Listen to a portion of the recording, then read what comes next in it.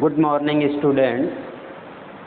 Today I will start the new chapter, Work, Power and Energy.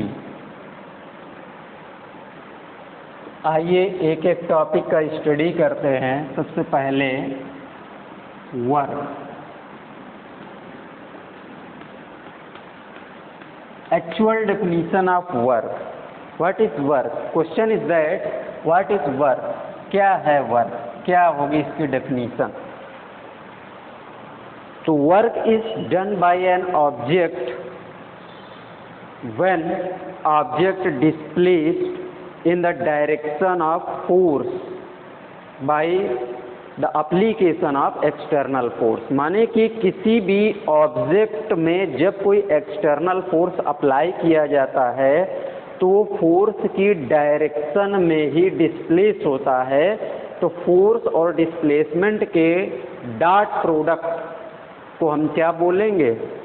Work done. Means उस object के through कुछ किया गया कार्य मीन्स वर्क डन है।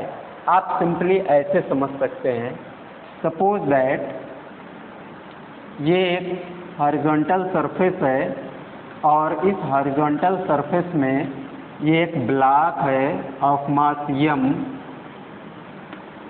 करेक्ट। इसमें फोर्स अप्लाई किया गया F।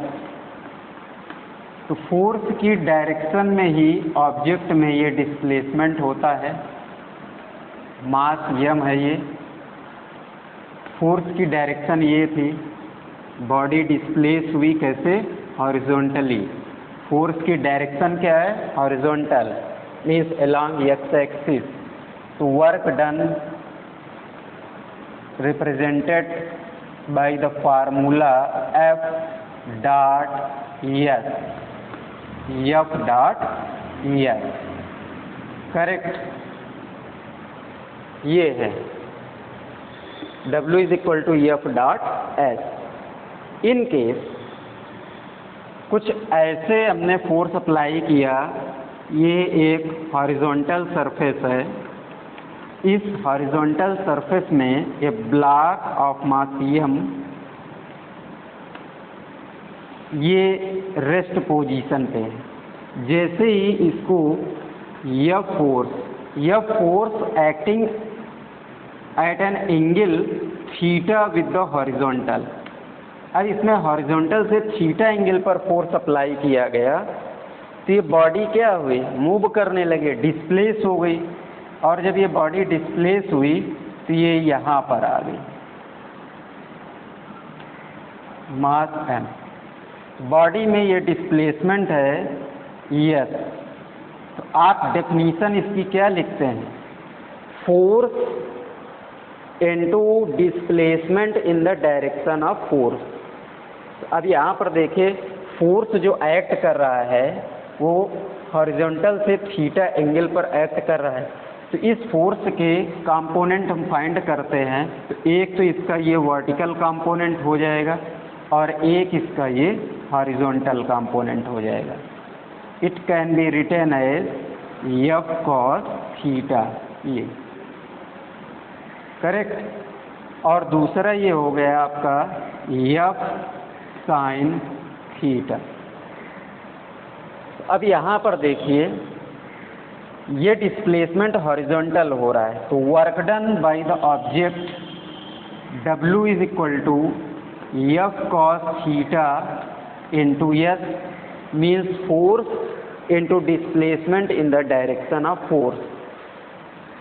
तो इसको देखिए, अगर ये तो मैग्नीट्यूड फॉर्म में लिखा है और इस मैग्नीट्यूड फॉर्म को अगर हम वेक्टर फॉर्म में कन्वर्ट करना चाहें तो W इज इक्वल टू, इसको कैसे लिख सकते हैं? F dot S। इसलिए कि अभी आपने स्टडी किया होगा वेक्टर एनालिसिस में, dot product of two vectors A dot B can be written as mod of A mod of B into cos theta. ऐसे लिखते हैं मैग्नीट्यूड फॉर्म। ये मैग्नीट्यूड फॉर्म में लिखा है F S cos थीटा। तो cos theta को अगर रिप्लेस करना है, यहाँ से हटाना है, तो हम वेक्टर फॉर्म में इसको कैसे लिख सकते हैं, एफ डॉट एस। तो work done W is equal to F dot S, means W is equal to F S cos theta. ये है फार्मूला। अब यहाँ पर देखिए हम केसेस कैसे फॉर्म करते हैं। फर्स्ट केस तो ये हो सकता है, suppose that force and displacement, yes, force and displacement s both are parallel to each other, दोनों पैरेलल हैं। तो जब दोनों ये पैरेलल हैं तो angle between force and displacement theta this equal to 0 degree, दोनों के बिटवीन एंगल 0 डिग्री होगा। इस कंडीशन पर जो फोर्स होगा, work done W is equal to F S cos 0 degree. Cos 0 की वैल्यू कितना होती है, 1, means W is equal to F S, correct. इसको क्या बोलते हैं, positive work done, positive work done. Number 2, in case अगर ये फोर्स और displacement perpendicular to each other, force vertically downward है या vertically upward, perpendicular to each other, ये एक दूसरे के परपेंडिकुलर है। इस केस में थीटा जो होगा 90 डिग्री होगा, means angle between two vectors means force and displacement theta is equal to 0 degree. अब ये कौन सा केस हो सकता है, कैसे आप इसको एक्सप्लेन कर सकते हैं। Suppose that a person moving horizontally from one point two another point carrying a heavy bag और हैवी लोड, माने कि एक कोई पर्सन है वो अपने हेड में एक वेट लेकर के कैरी करता है from one point two another point, एक पॉइंट से दूसरे पॉइंट तक वो जा रहा है। तो अब यहाँ पर आप देख रहे हैं कि वो जो बैग कैरी करता है तो उसका लोड ही क्या हो गया, फोर्स, वो कैसे एक्ट करता है, वर्टिकली डाउनवर्ड। और डिस्प्लेसमेंट कैसे हो रहा है, हॉरिजॉन्टल। इसका मतलब कि फोर्स और displacement both are perpendicular to each other, और इस केस में एंगल थीटा जो होगा वो 90 डिग्री होगा। तब आपका ये जो वर्क डन है W is equal to F S cos 90 degree this equal to 0, means work done कितना हो जाएगा, 0। थर्ड केस ये हो सकता है, suppose that force and displacement are anti parallel, ये एंटी पैरेलल है। अब ये कैसा केस हो सकता है, इसका कौन सा एग्जाम्पल आप रिप्रेजेंट कर सकते हैं, कैसे इसको एग्जाम्पल के थ्रू एक्सप्लेन कर सकते हैं। Anti parallel to each other means by Newton's law तो ये था कि बॉडी पे जिस डायरेक्शन पर फोर्स अप्लाई होगा उसी डायरेक्शन पर वो एक्सीलरेट होगी, बट यहाँ डिस्प्लेसमेंट, ये तो एंटी पैरेलल हो गया। तो ये केसेस होते हैं स्प्रिंग में। स्प्रिंग में एक रेस्टोरिंग फोर्स वर्क करता है, जैसे स्प्रिंग को कंप्रेस किया गया by the application of external force, उसको जब कंप्रेस करते हैं तो डिस्प्लेसमेंट इनवर्ड हो रहा है अंदर की तरफ, बट जो रेस्टोरिंग फोर्स है वो आउटवर्ड डायरेक्शन पे एक्ट करता है। इसीलिए कंप्रेस करने के बाद जैसे ही स्प्रिंग को छोड़ा जाता है तो तुरंत अपनी मीन पोजीशन की तरफ रिटर्न होने लगता है, वापस जाता है, मीन्स वो एक्सपेंड करेगा इससे। तो इसका मतलब कि रेस्टोरिंग फोर्स जो हो रहा है वो कैसे एक्ट कर रहा है, restoring force opposite anti parallel to the displacement. अगर मान लेते हैं कि उसी स्प्रिंग को हम स्ट्रेच कर रहे हैं, खींच रहे हैं, तो खींचने पर डिस्प्लेसमेंट कैसे हो रहा है, आउटवर्ड डायरेक्शन पे, बाहर की तरफ स्प्रिंग फैल रहा है, बट रेस्टोरिंग फोर्स कैसे एक्ट कर रहा है, इनवर्ड, तो वो मीन पोजीशन की तरफ। इसका मतलब कि वो स्प्रिंग को जैसे ही छोड़ेंगे वो तुरंत कंप्रेस हो जाएगा, अपनी मीन पोजीशन की तरफ आएगा। तो माने कि जो उसमें रेस्टोरिंग फोर्स होता है और displacement both are anti parallel to each other. इस केस में जो एंगल होता है थीटा ये 180 डिग्री हो जाता है और 180 डिग्री पर ये वर्क डन जो होगा F S cos 180 degree, cos 180 degree की वैल्यू -1 होती है, means W is equal to minus F S. इसको बोलते हैं negative work done.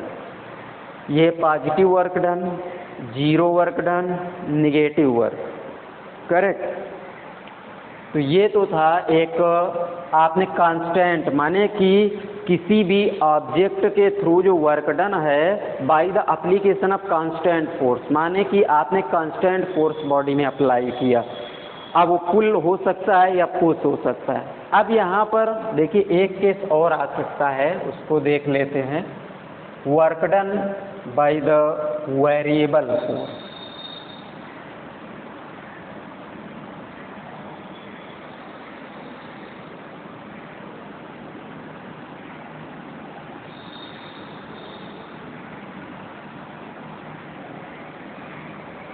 Work done by the variable force.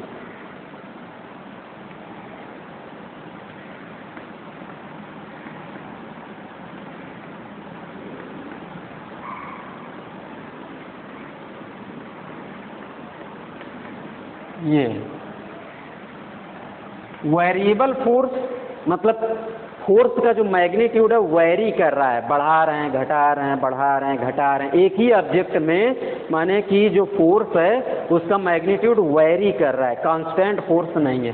तो देखिए वेरिएबल फोर्स के एप्लीकेशन से वर्क डन क्या होता है। सपोज दैट ये हमने एक्स वाई प्लेन टेक कर लिया, एक्स प्लेन है और ये वाई प्लेन। एक्स प्लेन जो होगा ये डिस्प्लेसमेंट को रिप्रेजेंट करता है, डिस्प्लेसमेंट, और वाई प्लेन जो है ये फोर्स को रिप्रेजेंट करेगा। किसी ऑब्जेक्ट पर फोर्स अप्लाई किया गया इस तरह से,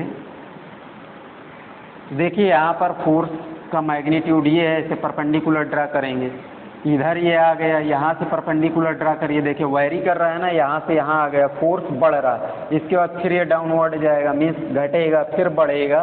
तो इस तरह से ये क्या है, वेरिएबल फोर्स है। तो पर्टिकुलर इस फोर्स पर जो पार्टिकल का डिस्प्लेसमेंट है वो S1 हो गया। इस पॉइंट पर जब आया तो फोर्स की इस मैग्नीट्यूड पर डिस्प्लेसमेंट ये H2 हो गया।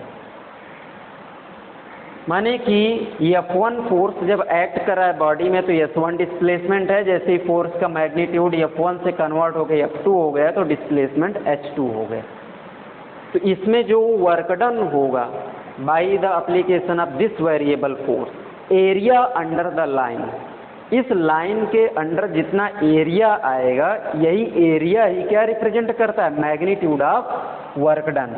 इस किए गए कार्य के मैग्नीट्यूड को रिप्रेजेंट करेगा। तो अब यहाँ पर देखिए क्या होता है कि एक स्मॉल एलिमेंट्री स्ट्रिप कंसीडर कर लें। सपोज दैट ये स्ट्रिप कंसीडर किया, स्ट्रिप की जो विड्थ है वो ds हो गई, करेक्ट। ये ds या dx ले लीजिए, dx टेक कर सकते हैं यहाँ पर ये। और ये वर्टिकल लाइन जो है ये किसको रिप्रेजेंट करेगी, यानी लेंथ, फोर्स को रिप्रेजेंट करेगी। तो जो वर्क डन आप लिखेंगे, work done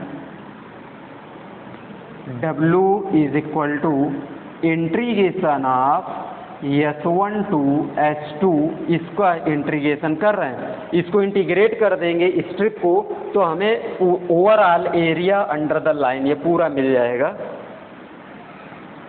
force F dot df, ये वैल्यू आ जाएगी F डॉट df।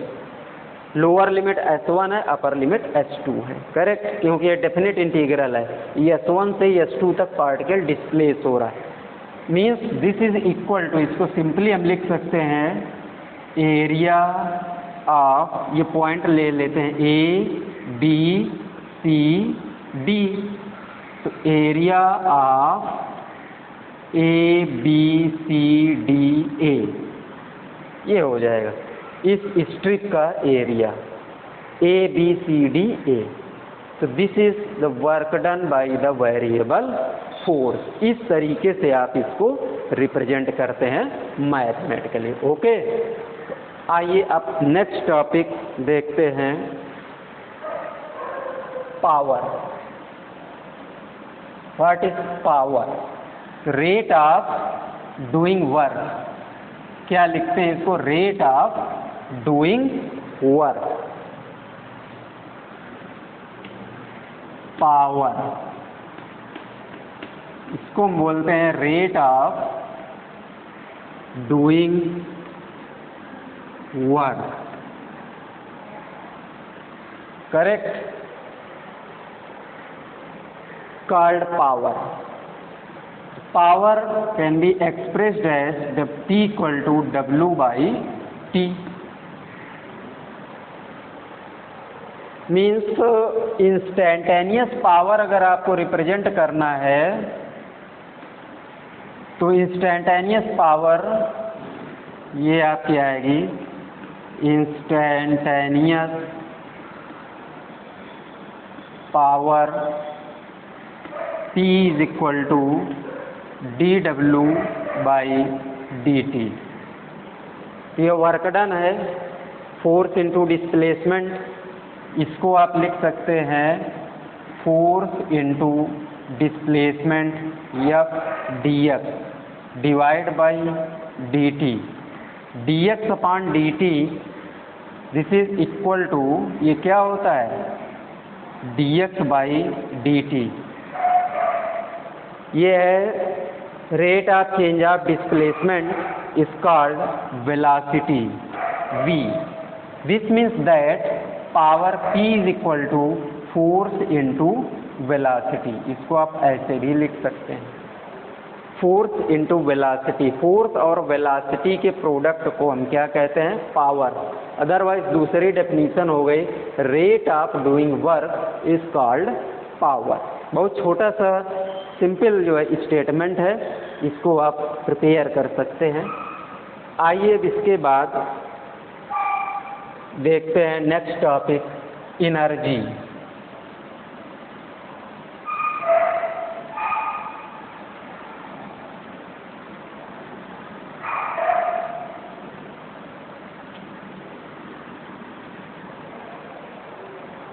एनर्जी,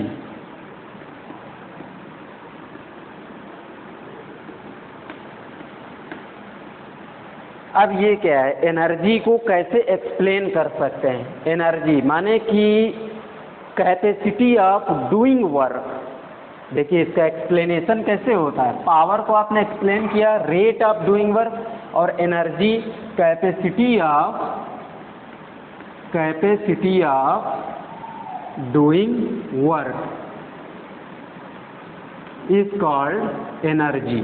किसी भी ऑब्जेक्ट की जो कैपेसिटी होती है, उसके वर्क करने की कैपेसिटी जो होती है, उसको हम क्या बोलते हैं? Energy. And energy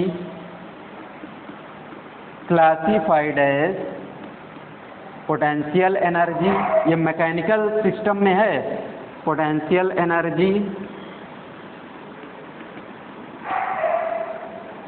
potential energy and kinetic energy.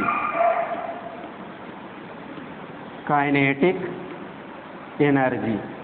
अब यहाँ पर देखिए, ये जो पोटेंशियल एनर्जी, काइनेटिक एनर्जी, यहाँ पर ये जो स्टडी हम कर रहे हैं, ये मैकेनिकल पावर की बात हो रही है। अभी यहाँ पर एक टर्म और आ सकता है, बट वो अभी हम डिस्कस नहीं करेंगे। इलेक्ट्रिकल एनर्जी, वो भी तो केमिकल एनर्जी, वो भी तो एनर्जी है।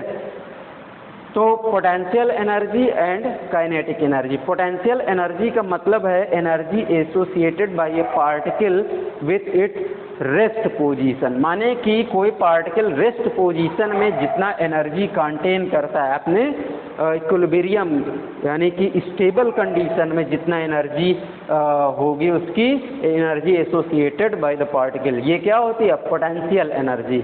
और energy associated by the particle with it kinetic position means dynamic position, otherwise कह सकते हैं मूविंग कंडीशन। जब पार्टिकल मूव कर रहा है तो उसकी मोशन में जितना एनर्जी वो कंटेन करता है मूविंग कंडीशन में, तो वो उसकी एनर्जी क्या होती है, काइनेटिक एनर्जी, गतिज ऊर्जा जिसको बोलते हैं। तो देखिए फर्स्ट टॉपिक पहले हम इसको चेक कर लेते हैं, पोटेंशियल एनर्जी। ये पोटेंशियल एनर्जी, तो पोटेंशियल एनर्जी सपोज दैट ये ग्राउंड है, ये ग्राउंड से h हाइट पर ये कोई ऑब्जेक्ट है, हाइट कितना है ग्राउंड से इसकी h, करेक्ट, h हाइट से ग्राउंड है, मास है इसका m। अब ये कैसे है, रेस्ट पोजीशन में है, बट अंडर ग्रेविटी है, ये मोशन नहीं कर रहा है। जैसे किसी भी ऑब्जेक्ट को ऐसे लटका दिया जाए, ग्राउंड से h हाइट पर उसको हम ऐसे लटका देते, तो इसका अंडर ग्रेविटी जो इसका वेट होगा, वेट ये वर्टिकली डाउनवर्ड होगा mg। ग्राउंड से हाइट कितना है h। अब यहाँ पर देखिए जो फोर्स है, फोर्स को तो आप लिखेंगे mg, और जो डिस्प्लेसमेंट है माने कि जब इसको यहाँ से छोड़ा जाएगा तो ये कितना हाइट ट्रेवल करेगा h, माने कि जो डिस्प्लेसमेंट है yes this is equal to h। तो एनर्जी को हम वर्क डन के फॉर्म में ही मेजर करते हैं, इसको आगे एक्सप्लेन करेंगे।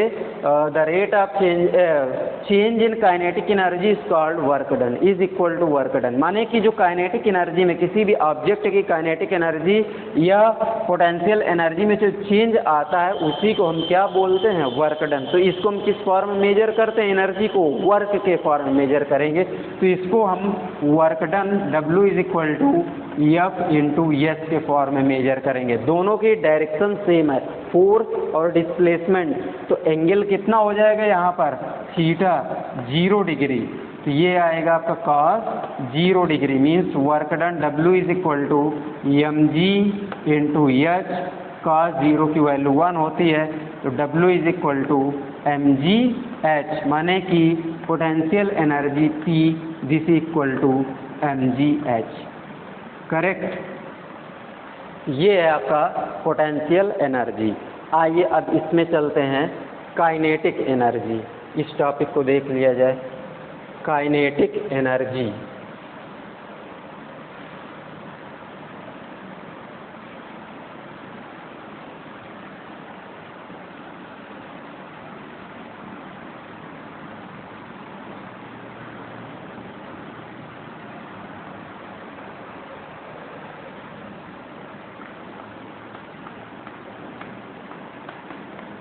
Kinetic energy,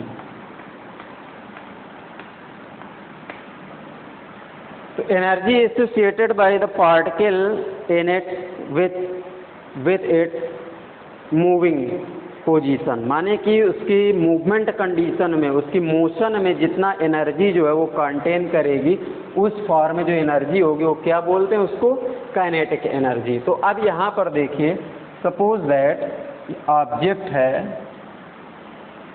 of mass m, initial velocity इसकी क्या है 0, माने कि ये रेस्ट पोजीशन पे।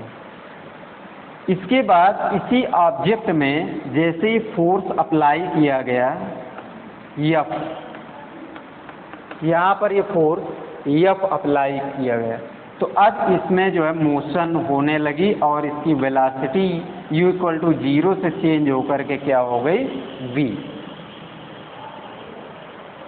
तो from third equation of motion, third equation of motion ये होता है v square equal to u square plus 2as, correct. यहाँ पर u 0 है तो v square is equal to 0 plus 2as। यहाँ से अगर डिस्प्लेसमेंट निकाल लें तो s is equal to v square upon 2s,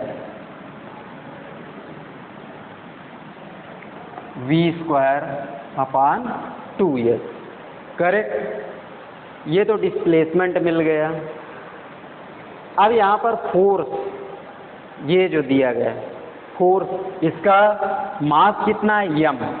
तो बाय न्यूटन्स लॉ जब इसकी इनिशियल वेलोसिटी u 0 है, इसमें फोर्स एफ अप्लाई करेंगे तो बॉडी एक्सीलरेट होगी, क्योंकि न्यूटन ने तो ये एक्सप्लेन किया है ना कि किसी भी बॉडी में जब एक्सटर्नल फोर्स अप्लाई किया जाता है तो फोर्स की डायरेक्शन पर बॉडी एक्सीलरेट करती है। तो जब इसमें बॉडी में यह फोर्स अप्लाई किया गया तो बॉडी एक्सीलरेट होगी। तो consider that the acceleration of the object a, acceleration of the object is a, ये एक्सीलरेशन है। तो जो यहाँ पर फोर्स होगा, force F is equal to mass into acceleration, ये वैल्यू आएगी मास इंटू एक्सीलरेशन। यहाँ पे 2a है, सॉरी यहाँ यस आपने निकाला है तो ये 2a आया। करेक्ट। तो फोर्स निकल गया मास इंटू एक्सीलरेशन। अब यहाँ पर देखिए ये इक्वेशन 1 है और ये इक्वेशन 2 है। अब फोर्स भी आपको दिख रहा है, डिस्प्लेसमेंट भी दिख रहा है बॉडी का। तो जो काइनेटिक एनर्जी है उसको किस फॉर्म में मेजर करेंगे, वर्क डन के फॉर्म में। तो यहाँ से आप वर्क डन फाइंड कर सकते हैं। Work done W is equal to force into displacement. Force है m इंटू ए, तो work done W is equal to m into a और डिस्प्लेसमेंट हो गया v स्क्वायर बाई 2a, ये 2a। करेक्ट। दोनों की वैल्यू हमने सब्स्टिट्यूट कर दिया, F is equal to m into a and S equal to v square by 2a। देखिए यहाँ a से a कैंसिल हो गया, तो work done W is equal to आ गया 1/2 m v square.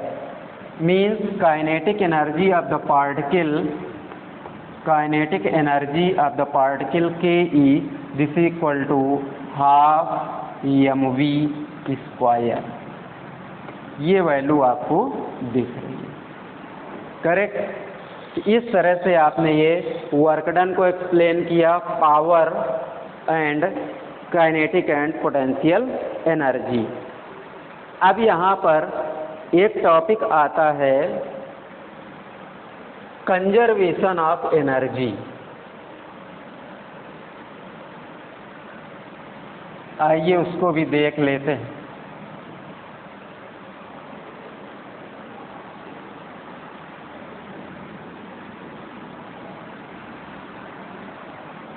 Conservation of energy.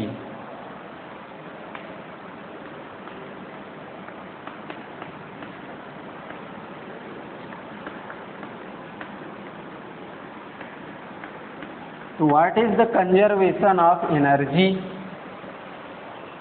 तो आपको लॉज ऑफ मोशन में एक टॉपिक हमने एक्सप्लेन किया था, conservation of linear momentum.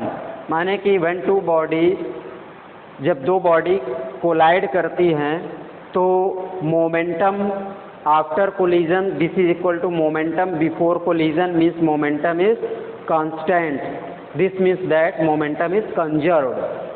Similarly energy, energy जो होता है, conservation of energy explain that energy can neither be created nor be destroyed, only it can change from one form to another form. माने कि energy को न तो create कर सकते हैं न डिस्ट्रॉय कर सकते हैं, उसको केवल एक फॉर्म से दूसरे फॉर्म में चेंज कर सकते हैं। सपोज दैट ये इलेक्ट्रिकल एनर्जी है, इलेक्ट्रिकल एनर्जी से हम किसी अप्लायंस को ऑपरेट करते हैं, किस में कन्वर्ट हो जाती है, मैकेनिकल एनर्जी में। सेल है, ड्राई सेल है, लेक्लांसी सेल है, वोल्टाइक सेल है, इनसे हम किसी सर्किट में करंट पास कराने के लिए हम इनको सर्किट में कनेक्ट करते हैं। तो माने कि वहाँ पर जो है वो जो एनर्जी है वो किस में कन्वर्ट हो जाती है, इलेक्ट्रिकल एनर्जी में। जो केमिकल एनर्जी है वहाँ केमिकल एनर्जी होती है सेल में, क्योंकि जो इलेक्ट्रोलाइट्स होते हैं वो इलेक्ट्रोलाइट्स में जो आयन होते हैं वो सेपरेट होने लगते हैं, पॉजिटिव नेगेटिव आयन। तो सेल में जो केमिकल एनर्जी है वो इलेक्ट्रिकल फॉर्म में कन्वर्ट होती है। तो इस तरह से energy can neither be created nor be destroyed, only it can transferred from one form to another form. ये केवल एक फॉर्म से दूसरे फॉर्म में कन्वर्ट हो सकती है। तो आइए इसमें देख लेते हैं कि एनर्जी जो है, मैकेनिकल एनर्जी की बात हो रही है। सपोज दैट ये ग्राउंड है, ग्राउंड से h हाइट पर m मास का एक पार्टिकल हमने कंसीडर कर लिया, ये हाइट ग्राउंड से है h, करेक्ट। अब इसको यहाँ से ड्रॉप किया जाता है, तो ड्रॉप करने पर इनिशियल स्पीड जो होगी वो इसकी 0 है, क्योंकि बॉडी को ड्रॉप किया जाता है। ड्रॉप करना, थ्रो करना, दोनों डिफरेंट है। थ्रो करने का मतलब ये है कि बॉडी जो है पहले से मूव कर रही है। पहले से मूव इसलिए कर रही है क्योंकि उसको आपने अपने हैंड में ले रखा है, तो हैंड मूव कर रहा है ना, तो हैंड के रिस्पेक्ट में बॉडी भी मूव कर रही है वो। तो इसका मतलब ये हुआ कि ड्रॉप करने पर जो स्पीड होगी वो 0 होगी, लेकिन थ्रो करने पर उसकी इनिशियल स्पीड 0 नहीं होती, करेक्ट। तो जब इसको यहाँ से ड्रॉप किया गया, तो जब ये इतना h हाइट ट्रेवल करेगा, तो इसके पाथ में किसी भी पॉइंट पर, ये इस तरह से हम पॉइंट ले रहे हैं B, C ऐसे, या मान लेते हैं ये पॉइंट आपका A हो गया, A पॉइंट पर ये रेस्ट में है, B पॉइंट आपका यहाँ हो गया, C पॉइंट आपका यहाँ हो गया।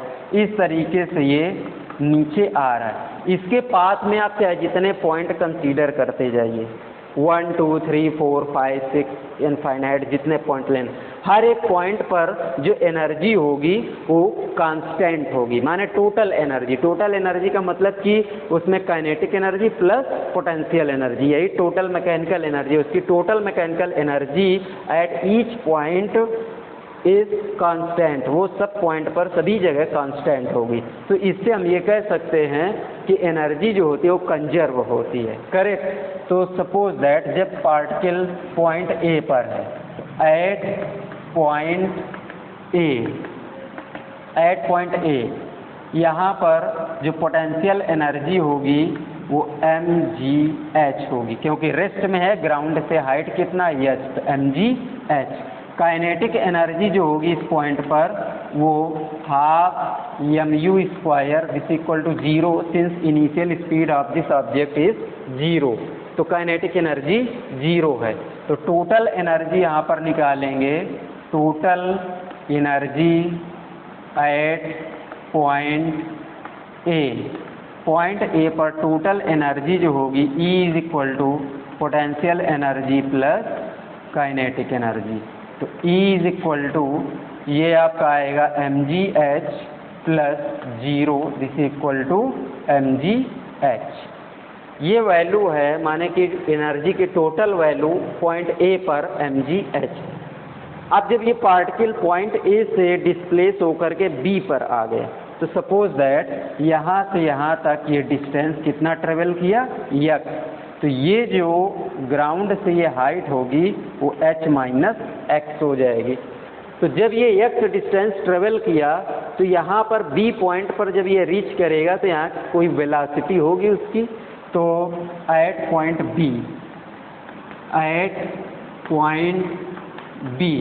B पॉइंट पर पहले आप वेलोसिटी फाइंड कर लेते हैं यहाँ पर। तो v square this equal to u square plus 2gx से फाइंड करते हैं कितना डिस्टेंस ट्रेवल किया, x।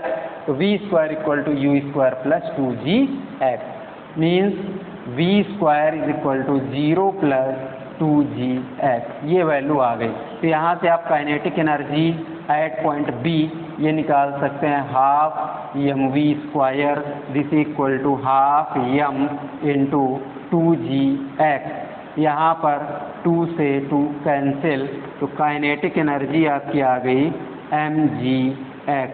और पोटेंशियल एनर्जी आप फाइंड करेंगे एट पॉइंट बी, तो mgh माइनस यक्स, ग्राउंड से हाइट कितना है इसकी h माइनस यक्स, तो ये आ गया आपका mgh minus mgx means potential energy plus kinetic energy, total energy at point B. Total energy at point B, point B पर जो टोटल एनर्जी होगी E is equal to kinetic energy plus potential energy, this equal to kinetic energy है mgx plus potential energy है mgh minus mgx, ये cancel, E is equal to mgh। देखिए वही आया जो आपने पॉइंट ए पर फाइंड किया था mgh, वही आपका पॉइंट बी पर दिया गया टोटल एनर्जी mgh। ऐसे ही सिमिलरली आप इस सी पॉइंट के लिए भी फाइंड कर सकते हैं एट पॉइंट सी। यहाँ पर जब ये ग्राउंड से हाइट 0 हो गई तो पोटेंशियल एनर्जी यहाँ पर 0 हो जाएगी, और काइनेटिक एनर्जी के लिए v square equal to u square plus 2gh, total distance h travel किया इस पॉइंट तक, तो ये आपका v square is equal to 2gh आ गया ये। अब यहाँ से v स्क्वायर की वैल्यू आ गई, तो काइनेटिक एनर्जी आप फाइंड कर सकते हैं half mv square means kinetic energy this equal to half m, और v स्क्वायर की वैल्यू हो गई 2gh, 2 से 2 कैंसिल, तो ये काइनेटिक एनर्जी ये हो गया आपका mgh। तो टोटल एनर्जी आप निकालेंगे at point C, E is equal to potential energy plus kinetic energy, ये 0 plus mgh means total energy at point C this equal to mgh। तो देखिए इसके पाथ में जब इस ऑब्जेक्ट को h हाइट से ड्रॉप किया गया, तो इसके पाथ में किसी भी पॉइंट पर जो एनर्जी है वो कंजर्व है मीन्स कांस्टेंट है। इसका मतलब ये है कि एनर्जी जो है वो कंजर्व होती है, करेक्ट। तो ये था आपका टॉपिक। इसके बाद हम आपको नेक्स्ट वीडियो लेकर के आएंगे कुछ स्पेशल टॉपिक, दैट्स ऑल।